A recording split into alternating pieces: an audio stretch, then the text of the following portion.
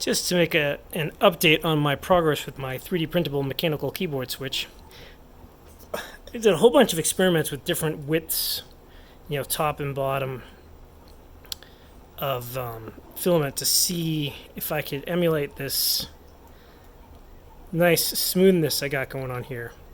That's very little resistance. And I thought to myself, oh yeah, that'd be perfect if I could just somehow get that and miniaturize it. And let me tell you something, it does not work. When you miniaturize this small, like the size of a keyboard switch, the resistance goes up really fast. The amount of force required, it's too great. This was like, when I miniaturized it to the smallest I could, it was like 600 grams of force to get the thing to move, which is way too much. And this one, even though it's a nice big wedge and it can give you plenty of leverage, that one's still like 300 grams of force. It's just too much.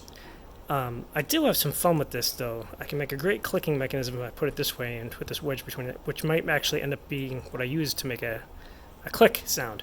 But, I decided to go back to the drawing board and, maybe try some new TPU springs and whatnot. And I was walking into the kitchen, and I passed by an old experiment of mine for my automatic rewind spool holders. Now, this was a spring that I had printed for my auto rewind spool holders. And the way it works is this, it coils up on the inside or the outside, depending on which way you orient it. And, it would then release the force. But it was way too weak of a spring. And it's because this is printed in PETG. And PETG it's quite a springy filament. And one thing that's great about it is, if I let this sit like that for a really long time, it would still remain just as springy. That's one of the features of PETG, is it retains its springiness over time. It doesn't sort of get set in its, it doesn't crystallize its internal structure the way PLA does. So while PLA makes a better spring, it tends to lose its springiness over time, whereas PETG doesn't have that problem. So I thought to myself, maybe I could make a miniaturized version of this, and instead of having it coil around, I'll just use this part of it, because, I kept this around because it's just a fun toy, but really it's just trash. But, it's fun to do this. And I said, well, I wonder how much spring force I could put into this by printing out a little keyboard switch-sized one. So let's have a look here. Now, I had one of these in my pocket for hours while I was out this evening, went out to dinner, and I had it out on the table, and I was just doing this for hours and hours and hours. And as expected, this did not lose its springiness. Now, it does stick out after playing with it for hours, just a smidge. How do I describe this? It's hard to see. But it just sticks out just like that much after playing with it for hours and hours. But it's still just as strong as it was. It just sort of deformed a little bit from doing this. And also, this is a slightly thicker version. See the spiral pattern? There's an Archimedean spiral is what that is. The thickness of that wall there is one of the ways you can control how strong the spring is. But what's great about that is if you want it to be even stronger, you can just make it thicker. And that's what I'm printing right now. It's just those same exact four springs, 1 millimeter thick to 1.3 millimeters thick, but the wall's thickness, and then the height on this version I think is 3 millimeters, and then the one I'm printing out is going to be 4 millimeters, and then I'll work my way up, making it a little bit taller and taller. And I've got plenty of room to work with. For example, a Cherry MX switch is 11.6 millimeters tall, so I've got plenty of room to work with. And I've bottomed this thing out and stretched it, played around with it, and the only reason why it has this post on here, that's not for the keycap, that's just so I can grab it.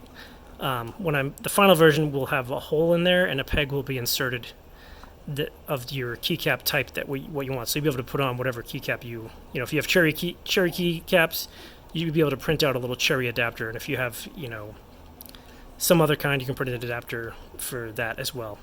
But I'm amazed at how well this works. I mean, it's a really great spring. It feels it really just feels just like a normal keyboard spring.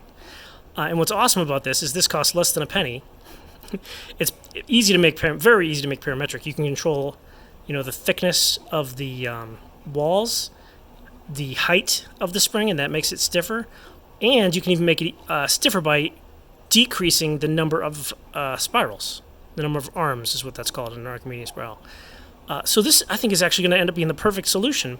And you know what? If after 6 months of using your keyboard, if they're not quite as springy, just go print up some ones. It'll be hop swappable. You know, it's not a big deal. For a penny, less than a penny. I think this is like 0.6 cents of plastic right here. And this is the good stuff. This is eSun's transparent blue PETG. It's like $26 a kilogram.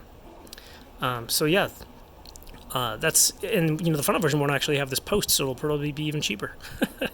It'll just be the spring portion, and I'll have like a clip or some way that you can stick it on top of the main key body, and then there'll be a switch mechanism underneath this.